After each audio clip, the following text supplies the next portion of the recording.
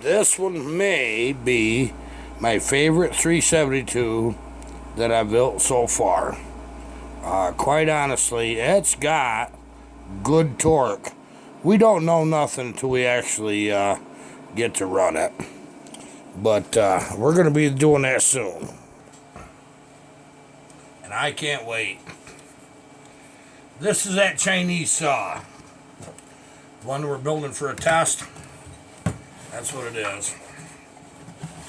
There's a couple things I gotta put on now. I'll turn this down for you, and maybe you guys can see what we're doing here. Give me just a second. Okay. I think we did it.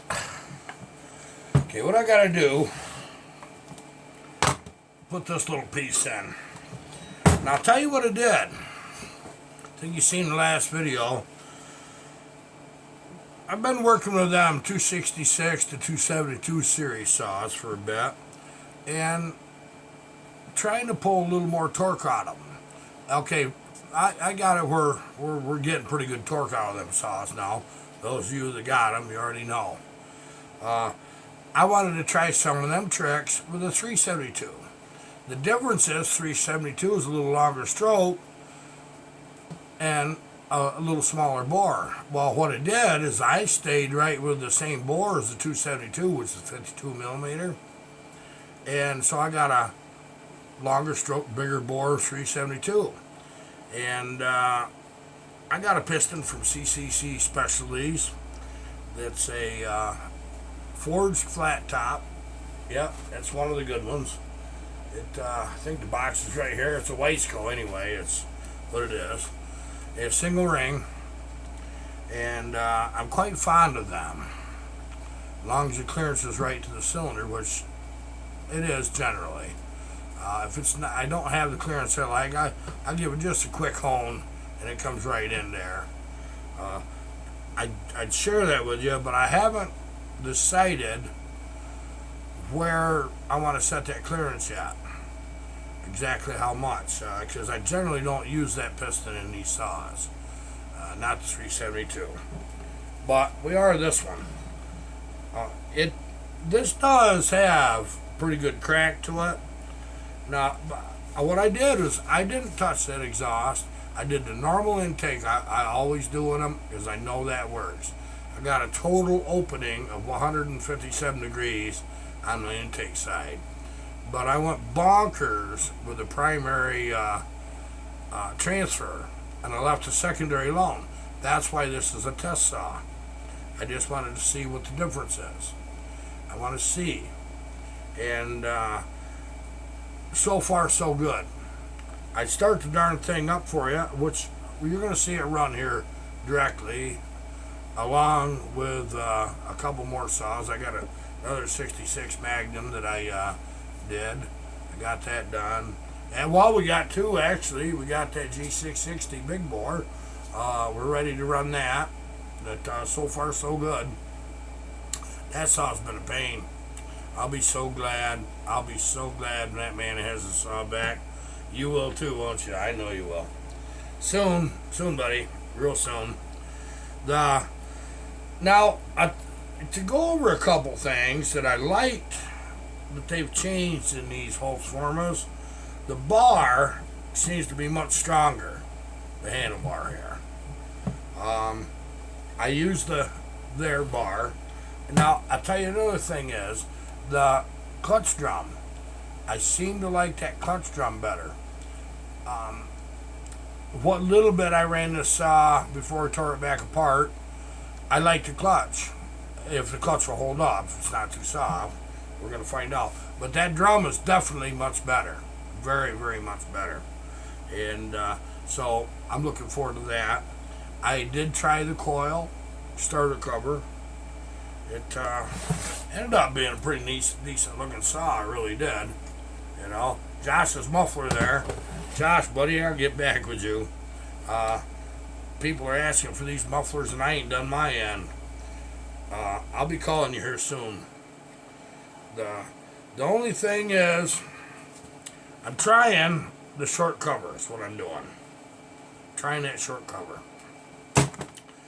Bucking said makes it easier to freaking file it. You know, you just put your belly right over the saw and you go to town on the bar.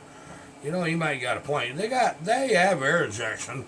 What it is, it takes air off the flywheel and blows it past your air cleaner. Well, on a husky, everybody runs them knows you haven't got to constantly clean your air cleaner like you do on the steels. The steel's drawback for me was when I was logging hardcore full time, I cleaned my air filter at noon and at night, and it was still just dirty when I got done both times. But the Husqvarna, you can go days and not even touch them. You really can. They had that going for them. That's a good point right there. So I had a reason. I've got several 372s right here to build. Kyle Davison's.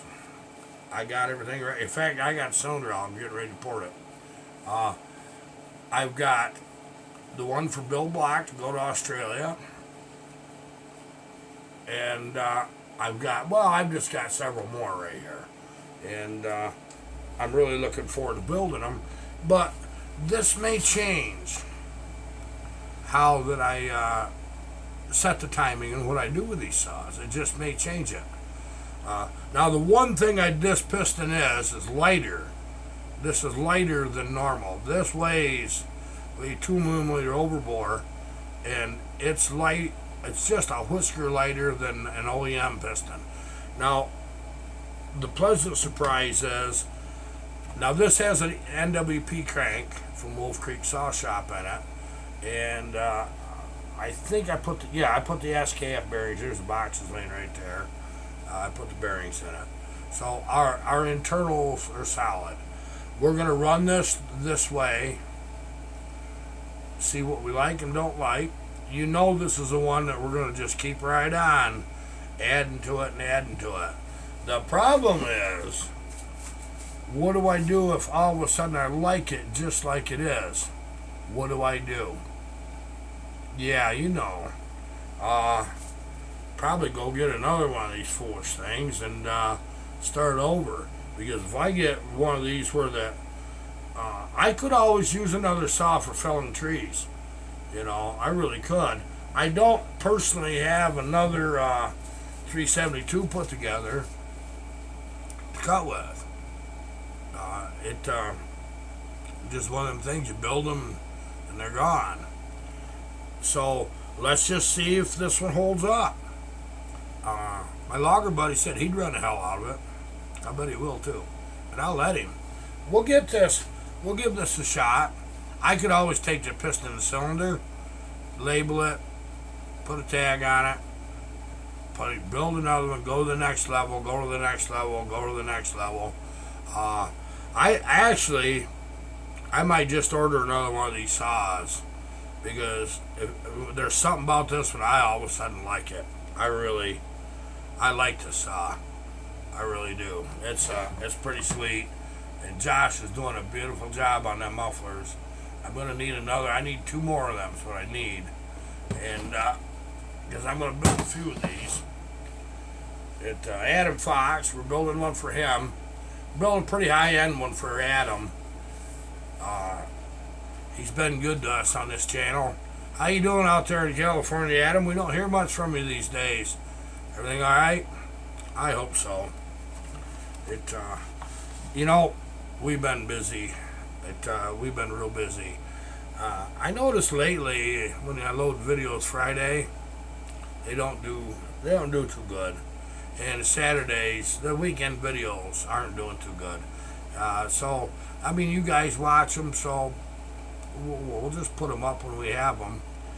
I tried to do one Sunday, and I screwed the darn video up so bad I couldn't even work with it. We had a personal project we was right in the middle of. We got the parts for a Jeep. I think we got most everything to build that. Barb's Jeep, not mine. We don't have rims and tires yet, but we're not worried about that. It's gonna be a while building that. Some of you had the impression we're gonna just jump right in the middle of it. No, I can't. I got other work. I gotta haul a lot of hay home. before the snow flies, we get round bales. So I gotta get them home, and I gotta work on my truck. My truck, my one ton. It's always giving up the ghost. Nothing that keeps it from driving, but things just become a pain in the butt. The latest one, the wipers quit working the same day that the inside the door latch doesn't want to latch on the driver's side. So I gotta get there and there, tear the darn thing apart, fix it. That's what you get for driving old. But I don't have a payment on that either, so I can afford to do a little extra to it. But we're gonna get her Jeep in here soon, and we'll probably putter at it here and there. But we're gonna get these saws out. We're gonna get these saws. I'm not taking any more for a while. Once we get these saws done, then we get to build the fun stuff. Like we'll finish that 153 Mac. I got a little 1010 project I haven't shared with you. I'll share that with you then. It found out a way to make them kind of fun and snarly. So there's that. They're a little saw. No, I don't run with a 372. Boy, if I did that, everybody'd want one, wouldn't they? I'm thinking. We get this little right saw from my buddy. I'm gonna throw a little gas in the car probably this weekend. Yeah, probably Sunday. I like to come out here Sundays and just meditate. What I do is all week I spend my time getting all my tools out of the toolbox and off the hangers and putting them on the bench. Now every bench has got the tools that I use for what I do on that bench. And then they get all of them out. And then Sundays I come out here and I sort clean tools and hang the tools up to hang, and the other ones put in my toolbox. And then Monday, what I can get out here Mondays have been hectic lately. I come out here and I start making a mess. Well, come Friday, this is Wednesday, and I wasn't out here for a couple days. And it's nice to be out here. Really nice talking to you. I want to tell you something. A few videos ago, I said I might just quit YouTube. Well,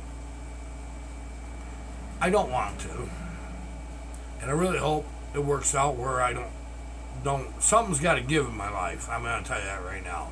I can't just keep burning the candle at both ends. It doesn't working very good for me.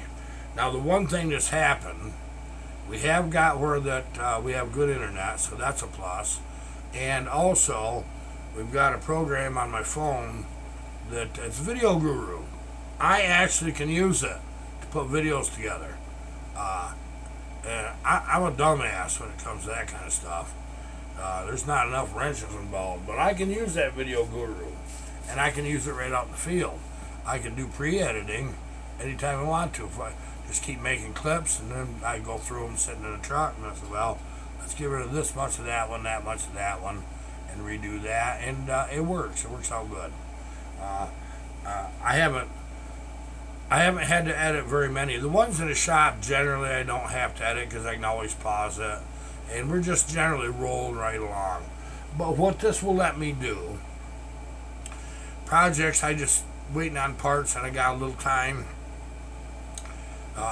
on any particular saw build, I can go along and I can just make clips of it, and down the road 2-3 months when I got the saw built, we just put them all together, as long as I don't forget which ones was which, and I'm sure there's a way to recover all that, and we'll be able to do that. But if you want to know the truth, I get burnt out on working on saws constantly. I really do. And I gotta step away sometimes, mostly because we have things that have to be taken care of. That's life in the fast lane in the country, I guess. But your comments were so damn wonderful. I'm gonna do everything I can to keep my act together and keep myself sane so I can continue to do this. The one thing I will tell you, we're probably gonna get a few days here and there that this winter, especially, that we don't put videos up, or even a week. Don't get concerned. It's not. It would be real easy to walk away. It really would. I'll tell you that right now. But not from you guys. You ain't gonna let me. And when I found out what you thought of me and that you care, and how, at what level, I've made a lot of friends with you guys, and you are my friends. You really are. It brought something to light to me. It's like, these are the best people on YouTube. I have the best subscribers on YouTube. I challenge anybody to tell me theirs are better. We'd probably have something to talk about, wouldn't we? Here, I was hoping it would be today, but I've got a 2511 T here that's Hogan's. I've had this for quite a long time. Behind the scenes, I've been trying to work out what makes some stupid thing tick. I'm on the third cylinder right now, the saw's part. I got it poured, I'm ready to put it back together. Now I know them saws. But I'll tell you what, I went through the throes of death, and it was hard for me to get the cylinders at first, and I found out where to get them. You shouldn't have to pay a third of the price of a saw to get a cylinder, but that is what it is. This is what learning's about. I probably won't do them. Only once in a blue moon. 200 Ts, any of them. You know what the problem is? I have a zero interest in them saws. It's not something I'd ever use. I know you guys at Klein do, but they're of value to you, but not in my world. Only thing I can cut is goldenrod. Well, we got a brush hog for that, or a weed eater. Yeah, we got the greatest weed eater you ever seen. All you got to do is attach a cone to it. It'll work all day, all by itself. I love it. Hey, you guys like stories. A lot of times the stories that I tell are stuff that's happened in the past. And some of them are fun, and some of them is just things that happen. Some is family. But I'm going to tell you something. When I went and was hauling hay yesterday, and we got smoked at the same time, I seen something that I didn't have my phone with me. I haven't been carrying it for a while because some of the stuff I'm doing, I'm afraid of breaking it. I always carry it right here. When you lean over something, I broke them in the past. And if I set it somewhere, I forget it and have to drive 30 miles to go get it again. And so I don't generally, I don't have cell service anywhere I go. If I go to town, I do, then I'll carry it. But if I know I'm going to be in a place where there's no cell service, it's ridiculous for me to carry a phone. But I'm going to start. Deer are funny. Yeah, we got whitetails here. Well, I'm coming down Oregon Hill with a load of hay. Yeah, it's nice and steep. Coming down all about 3/4 way to the bottom. I got 100 yards left to the bottom. And when I turned to S-turns, I was looking forward. I couldn't tell what the heck was going on. There was this bunch of deer in this middle of this dirt road, and they're running this way and that way and the other way, I was like, what the heck? And there's like 5 little baby deer right with them. I was like, what are they doing? Playing tag? So I pulled up and I stopped, and they didn't pay no attention to me. And I would have had several minutes of the craziest video you ever seen. Somebody had thrown out several of the bigger McDonald's bags, and in them there was a hamburger, and there were several things of large fries, a whole bunch of salt and ketchup and God knows what in it. I don't even know what the deal was, why they were there, but these deer are fighting over them bags. The McDonald's bag. This one doe, she grabbed a hold of a bag, and they were after them stinking French fries. Maybe the salt in them, I don't know. They were going bonkers. Well, this doe yakes and pulls the bag away from the other doe. Well, they end up ripping it, and fries go flying everywhere. Well, them little ones are running around in there, sniffing to see what the commotion is, and along comes this freaking young buck. He's about a 6-point, but a nice rack. They're in the velvet right now, but we got some healthy, real nice looking deer this year, it looks like. And he got in the middle of it. Well, here you got the 3 ladies. There's 3 does, 5 fawns, and then this young buck walks in the middle of it. I could have told him from past experience, you leave them girls alone. If they're fighting amongst themselves, they're going to turn on you and drive you away, and that's exactly what happened. Well, he goes over there sniffing. All of a sudden, one of them does turned tail and went after him. Well, through this process, the doe ended up with one of them McDonald's French fry containers over her nose, but not over her bottom jaw, right over and like that. And she's going hell bent for election after this freaking buck. And that buck had one of them big McDonald's bags that hanging off an antler, running up over the bank. Boy, she kicking at him with her front feet. They stand up, and they just flail. And he was trucking. Well, that gives the shy doll a chance to come in there, and she's gobbling French fries. And them little ones decided they didn't like the commotion ran down over the bank, except for one. He's looking to see which one's his mama and how stupid she's being. And he finally noticed me, that little one did. And he just sat there wrinkling his nose and flipping his tail like they do, you know. And, well, I blew the horn on the truck. And, you know, them deer all picked their head up, and they looked at me like I shouldn't have done that. That was the meanest thing that I ever could have done to them deer. Well, I had to get going. I didn't want to unload hay in the dark, and it was getting close. So they went and parted ways, parted them down over the bank, the other ones up over the bank, and they made a mess in the middle of this dirt road like you'd never seen. And I was, you know, we don't have litter around here. You can drive our roads. It's rare to find anything. People don't throw things out, which is, I like it. I know other parts of the country I've been into, looks like somebody took a dumpster and dumped it along the road. And I was going to pick them bags up, and I got thinking, hell no, them deer ain't going to like me doing that. I just left them. Well, anyway, I start going down. I get down to the bottom of the hill, and I look back. You know, them darn deer right back after that stuff. They didn't run. Deer are funny animals. And I bet that buck learned real fast a lesson he's never going to forget about messing with them girls. Yeah, he just was innocent. He thought he had something there. This, where did I put that piston for Kyle's saw? I'd really like to show you something really neat. I think I set it over there. I might have it. No, I got it here somewhere. Let me see where I put that. I want to show you something.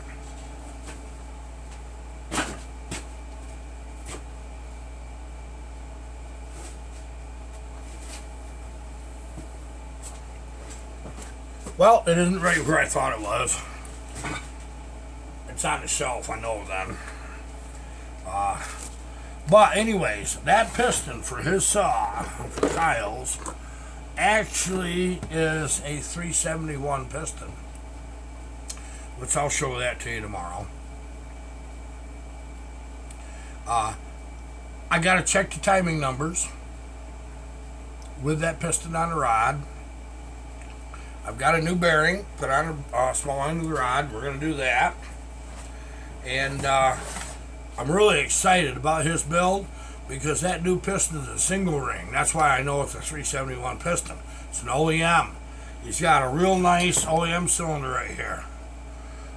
This is real decent. There's a couple minor little scratches down toward on the end of the skirt. Nothing around the exhaust that you can catch your finger with. Light hone, just very light hone. And I'll do that after I port it, and he'll be good to go. But I want to run this one.